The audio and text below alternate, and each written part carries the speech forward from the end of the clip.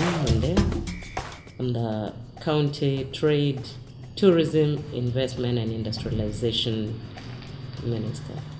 We have a couple of social sites and cultural sites.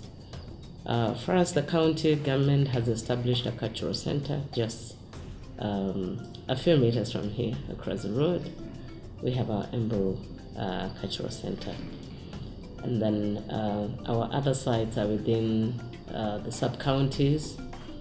And even though we don't look at culture and culture centers geographically, we don't look at a geographical location per se. We look at culture as flowing, as being everywhere with the people. So some of our biggest points or strongest points are our dramas.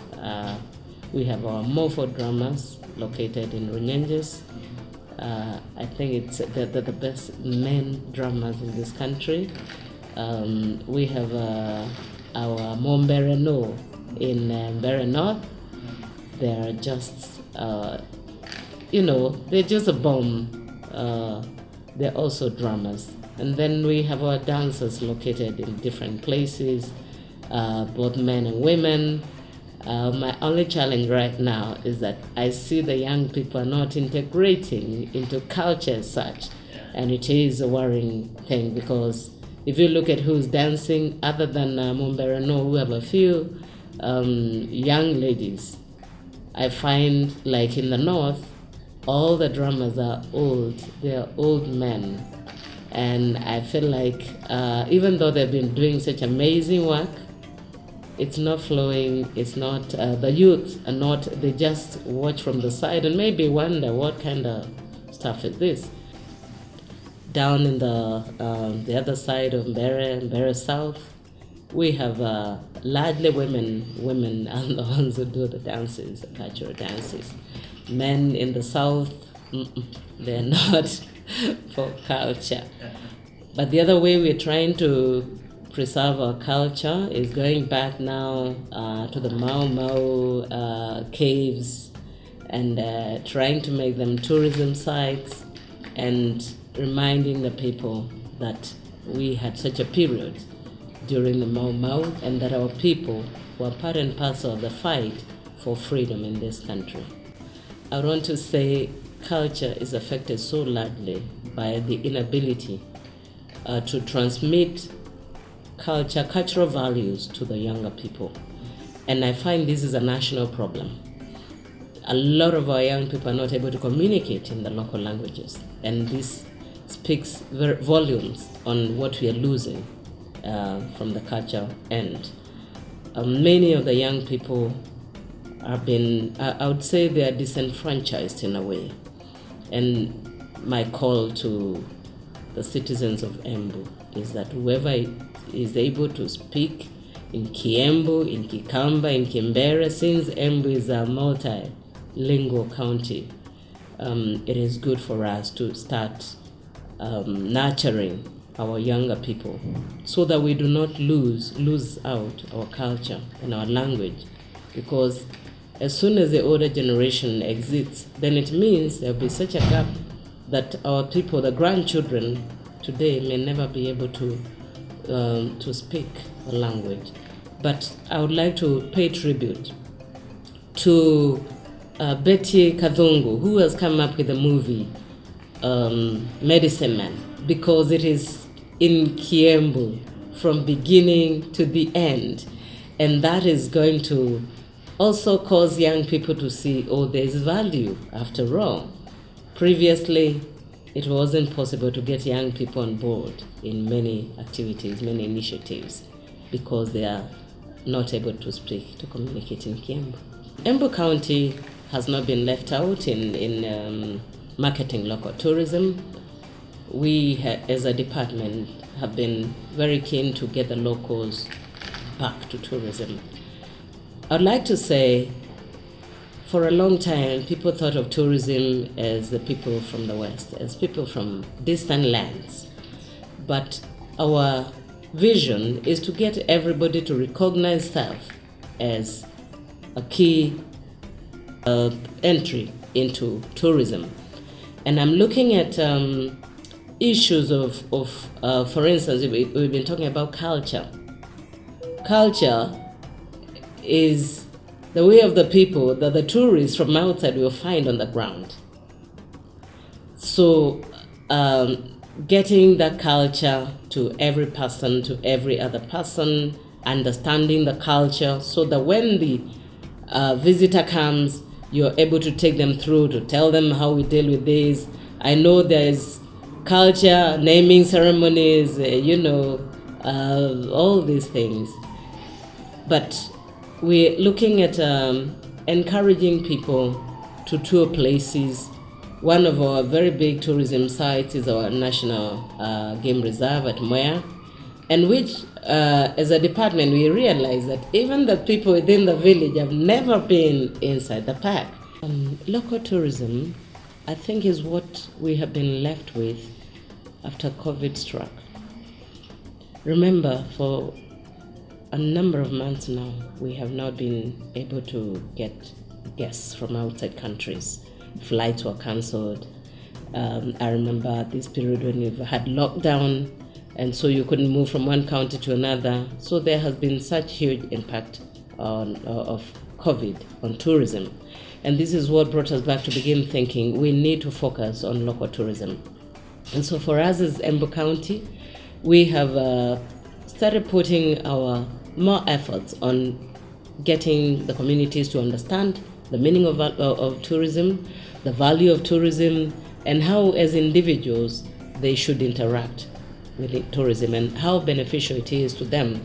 Remember, at every point, people as human beings, they'll ask, what do I have to do with it? What do I have to benefit from it? So we are also doing community education, community mobilization, getting the communities to know what it is in tourism for them, how they can contribute to making tourism better in the county, and what it is that they need to guard against. And here I'm talking about issues of security.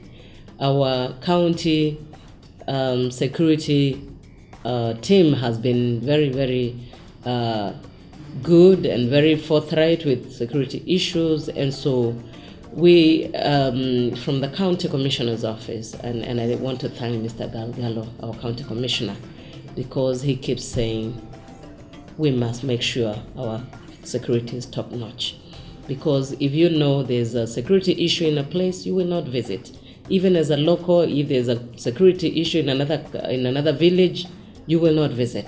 And so we are telling our people they can benefit a lot from tourism, and they can create tourism themselves. One of our focal areas is building of community parks. We are now coming up with a strategy to encourage every village, every community, to do their little forests and build small community parks. And what that does is that it has the potential to give that particular community regular, consistent income throughout the year. Imagine having 1,000 people visiting a community park. They definitely will bring in more than one tourist or a few tourists coming from distant lands. And so that, apart from that, we are also getting our community members to agree or to understand that as a county, we have so many beautiful tourism sites. And that's why we've come up with campaigns. We are doing a lot of campaigns on social media. As a team, we have been touring different sites and doing short videos and posting them on social media, particularly on our county fora, so that our county people, can see what it is in the county. Places like Ndengenjero with the beautiful waterfalls, places like Amdunda with the wildest swing in Africa, places like Moya National Game Reserve, the Riakanau, Kenara Beach, and all these places. So for the first time, some of the county members are hearing about some of these tourism sites. For the first time, we are also speaking to them in local language. We are speaking to them in the language that speaks to the last person in the county. We have our talent center, our talent academy. and we are doing lots and lots of things there. The spoken word. That spoken word that we have been training youth on is not necessarily in English. You can do spoken word in Embu, in Kimbere, in Kikamba. We're encouraging music and music in local language. I think it is about time that we focus on the youth who are proficient in local languages, because those are the youth that will carry that mantle even to the next generation. But as soon as we have that segmentation, that discordance between the older people and the youth, then the feeling that speaking in local language is not civilized, it's not chic, it's not smart. It is a misconception. And I think going forward, encouraging youth to learn diverse language. They have more space to interact with other communities, with youth from other communities. And so, for instance, if you're a resident of Embu, you have the blessing of being able to interact with the Kamba, the Kikuyu, the Mbere, the Embu on a daily basis. So take advantage of that space that you have and learn as many languages as you can. Number two, as a nation, under the Constitution, there's a provision for the government to promote indigenous languages. There is no culture without language. And so we promote indigenous languages. In so doing, we're promoting indigenous cultures. And therefore, we shouldn't feel like we are offside when we talk about local languages. I am a writer for local language. I write for course books for children in my local language. But I speak good Kiembu, and I speak good Kikuyu. I speak good Kimbere. That does not make me not speak good English. I believe I also speak good English. And therefore, my word and my encouragement to the youth, to the ones with more space, they have a bigger latitude to learn than the older persons, than the older generation. And so I would encourage them to learn. When it comes to culture also, we have all these other issue of cultural values. What really are our cultural values? I would not say that Embu is any better off than any other county, because a big chunk of the cultural values have been mystified in modernity. And the youth want to have their own culture, which is still not specified. I hear people saying the youth have their own culture. Yet to understand what specific is the youth culture, but I would encourage them, even as they come up, as they work on their own culture, because it looks like it's inevitable. They have their own language that some of us, the older persons, don't understand, which is a good thing, because we are growing forward, not backward. But then can they integrate the good values, the things that are positive from the culture? A lot of our youth, I was talking to some of them this morning, a group from Mbere North, and they said they wanted to do community mobilization for tree planting, and they wanted my guidance on that, and I said fantastic, because climate change is a big issue. And so as we come up with a new culture, let us also look at what are the issues that are paining us, what are our pain points as a country, as a county, like issues of desertification, issues of disease, cancer, whatever. All these, they are catching up with us because we have killed the culture of eating well.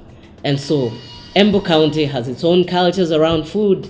We have our own muere, kimere, irio, whatever, but which the younger people now feel like is not civilized to eat this kind of food. So we have run to foods that do not help us. They don't help our health. And that is why looking into the future, unless the youth change the culture, unless they integrate the good culture into their culture, then there will be a huge challenge on health for the youth. And I dare say that if we were to do a survey on youth health, I think our youth are doing very badly on health. And it all has to do with the culture.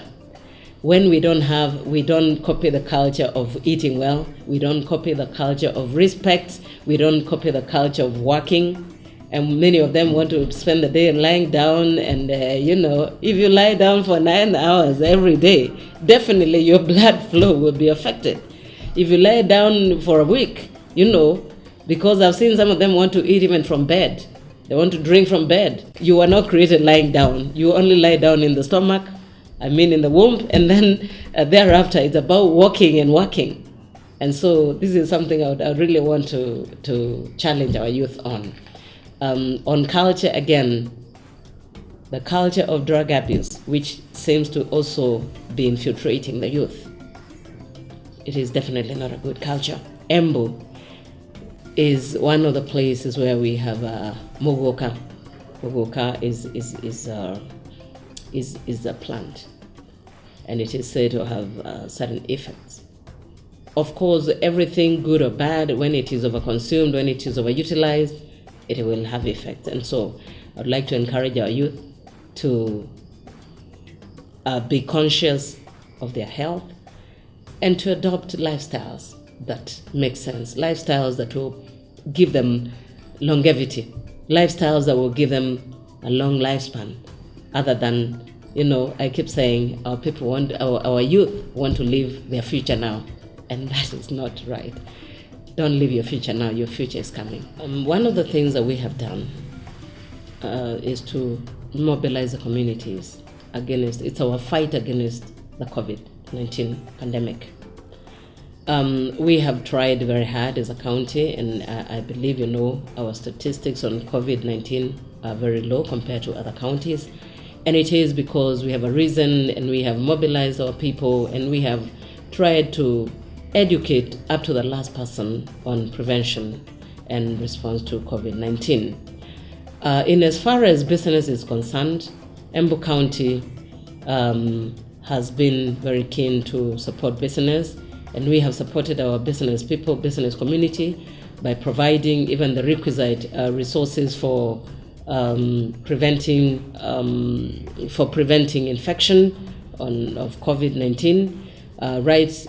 Before this interview, I had a meeting with the market traders here at Embu County, and we were just discussing on, now that we have been told that the cases are escalating, what do we need to do? And we have agreed on a couple of things, and one of them is no mask, no sale, no mask, no business. And we have also agreed on a slogan called COVID-19 is also my business, meaning that as a business person, I will do everything possible to make sure that my client is not infected and that I am not infected.